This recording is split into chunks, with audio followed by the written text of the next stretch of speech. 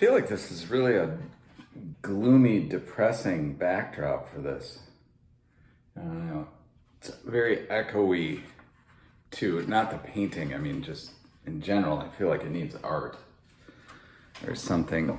Be one of those guys that does videos in front of a bookshelf as though we read anymore, right? Someone asked me what kind of beer this is. It's a Sioux City Sarsaparilla. Quite refreshing, actually. I don't drink alcohol anymore.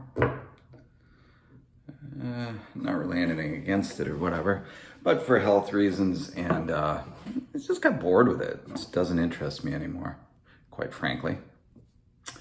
No real profound magical thing there. So here we are at the end of 2025.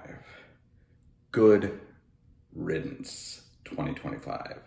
Kiss my dirty white ass on the way out. Looking forward to a little more promise in 2026. I'm gonna stop doing the predictive videos because I'm not gonna stop entirely, but so much of it comes true that it creeps me out a little bit.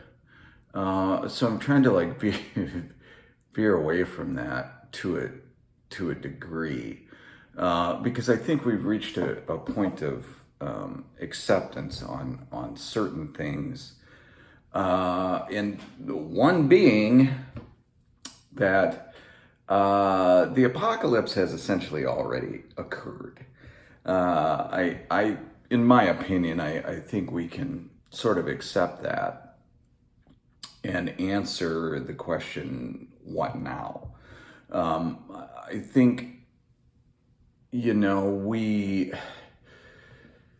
sort of like to glamorize, what we had perceived to be the end. Maybe we wanted a quick breakdown, some kind of insane nuclear war, or hey, even a pandemic, right? Would be the be all end all of everything. It would all just kind of come apart suddenly, and then preppers would, take up arms and pop out of the weeds in their ghillie suits and form new governments and all of this sort of thing, and live off of evaporated beans or whatever it is. Maybe a lot of us thought we sort of had a Hollywood style narrative, but it's all broken down now, and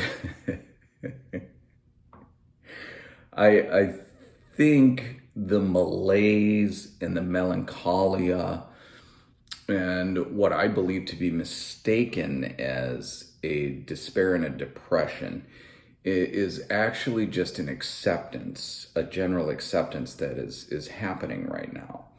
That this thing did become, as I had imagined, a very slow, droning, progressive deterioration over, looking back on it, probably at least 30 years. If not longer. And, we can blame it on whatever systems or political ideologies or conflicting theologies, but let's just accept it for what it is and kind of focus on the what now. What now? And in our human pea brains, we need shorter timelines. So for my pea brain, I'm just thinking, what now in 2026? Because 2025 was a very weird, dour, pointless to a degree year for me, where it felt, and many people may share this, is that we're just sort of sitting around waiting to die, watching all this ridiculousness as though it was some sort of a sporting event. But I digress. The answer, what now? The answer to that question. Well, so I don't believe that the answer is, if you're starting from nothing to try and get off grid. I think unfortunately that opportunity is probably gone for a lot of people unless you have a ton of money. If you have a ton of money, you're going to be comfortable anyway and just sort of accept things as they are. The capitalist system, at least in this country, is something that we can't seem to really permeate to get through to the other side of it, because we all enjoy it to a certain degree. So it's going to continue to exist in some sort of a weird hybrid way. But I'm fortunate enough to have, and it was just fortune, you could call it something higher, which I sort of believe it is, or just dumb luck, if you don't believe in any of that sort of thing. But fortunate enough at least to have prepared a homestead to a degree prior to it really getting bad, even though we were sort of in the decline during that time, particularly the pandemic. So it's good to have options, I guess, is the point of that. It's not like a gloating thing or whatever. The question is just, well, what can you do with what you have where you are? My idea is simply, and what do I know, to give somebody advice. Preppers say beans, bullets, Band-Aids, stuff like that. Well, sure, but people have limitations, and there's restrictions and things of that nature. Well, start with the bad first. I think if you were, for example, in a luxury apartment, as I am at the moment, and you were hoping that this would provide some sort of stability or permanence, I think you're fucking insane.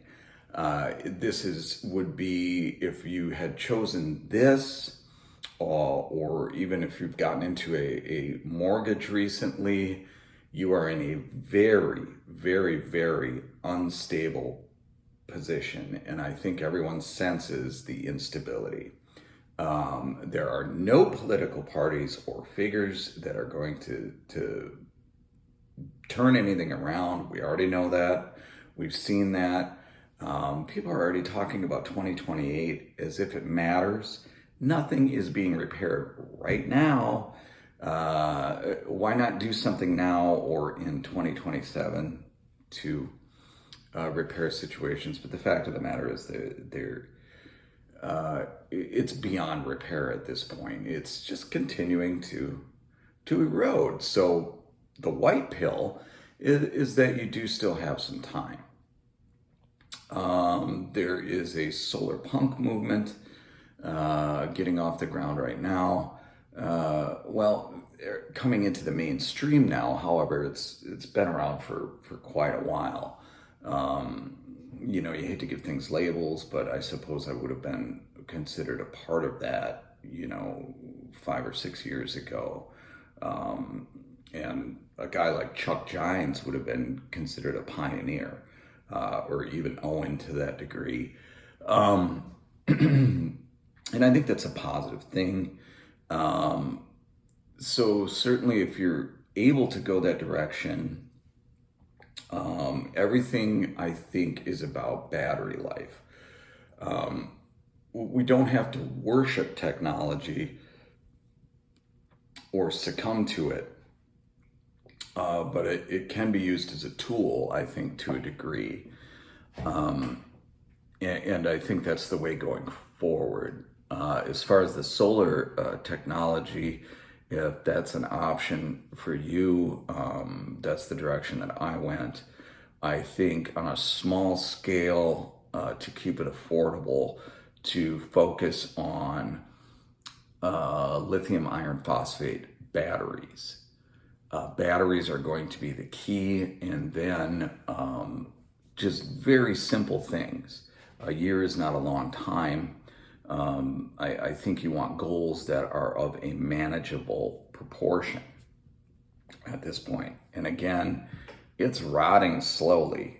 We do have time, but we should still maintain some sort of a sense of urgency, because this is ultimately our human extinction. It really truly is. And I don't believe that there's going to be a nuke or even a war, possibly civil unrest. We already see that to a degree. City centers, metropolitan areas will continue to deteriorate. And if you are looking to purchase land, look for something that obviously is affordable. Try to avoid, if you can purchase outright, I would suggest doing that. Having a loan, I think, of any kind is a bad idea right now.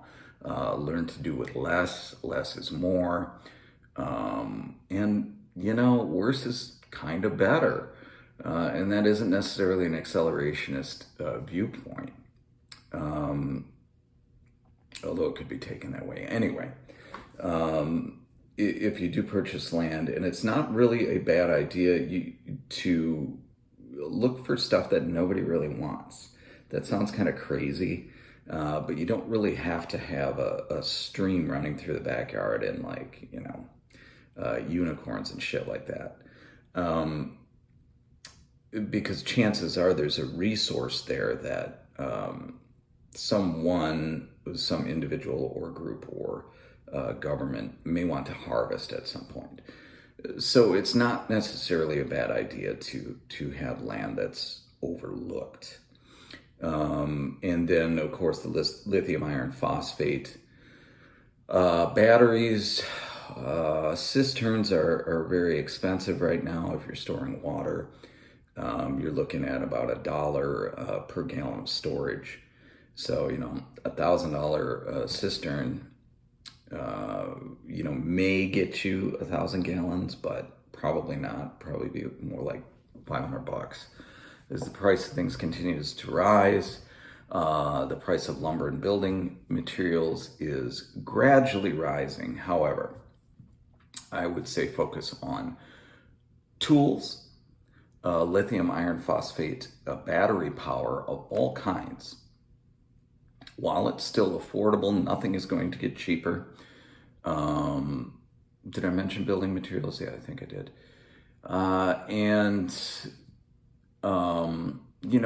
A stupid thing like start acquiring tools if you're handy. A lot of us are builders.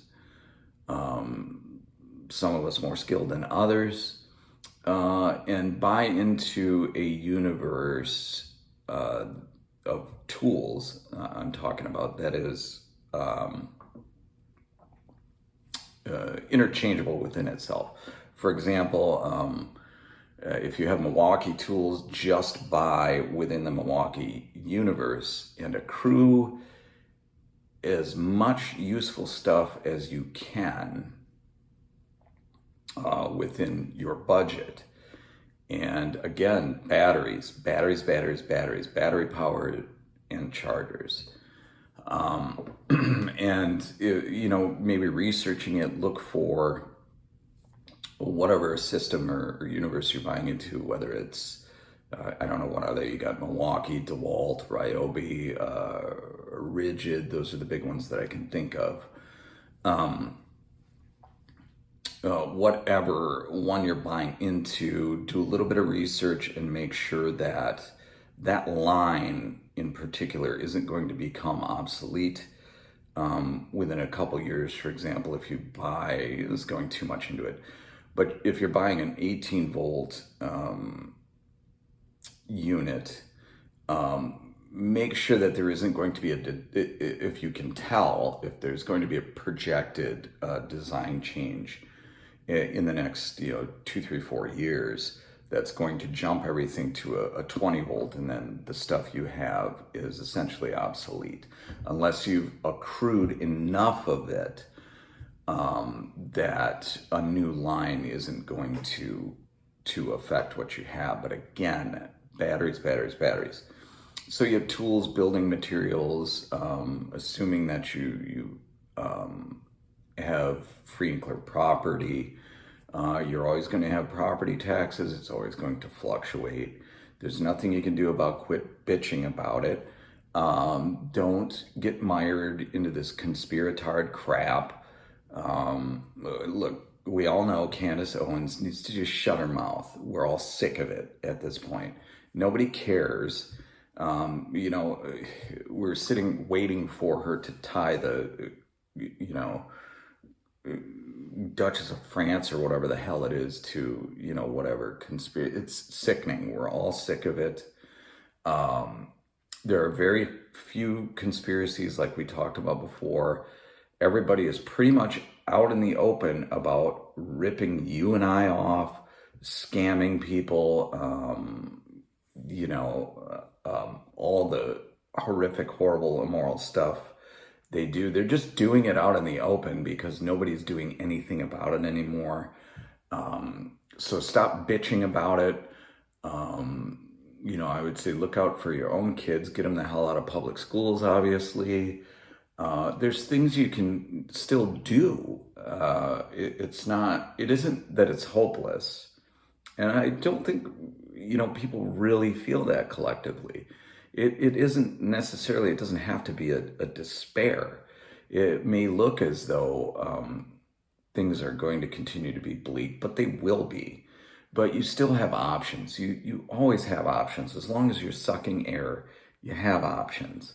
And if you didn't have those opportunities for those things, market yourself. Market yourself to people that have done these things already. A community will be important, but that'll all devolve to if it gets too big. The thing is the sheer numbers. Some of these, like these government forms, these constitutional republics and democracies, that was a great idea in the villages of 200 years ago, where you had, whatever the hell it was, 50 people in a community. Sure, that works, but there's too many people. It's unmanageable. Manageable proportions. Remember, manageable proportions. Just like anything you do, if you're starting a business, you have to keep it manageable in the beginning. Because I've seen people that have startups and they take on too much at once and it almost derails them. So there's all these things. You have to let's get small. Let's do it that way. Let's get small and go from there. Because I think we can see that when it's big and wonky like this, it gets out of control. Everything starts to take on a life of its own, and it's eventually going to become a tyranny. So this went way too long, but yeah, we are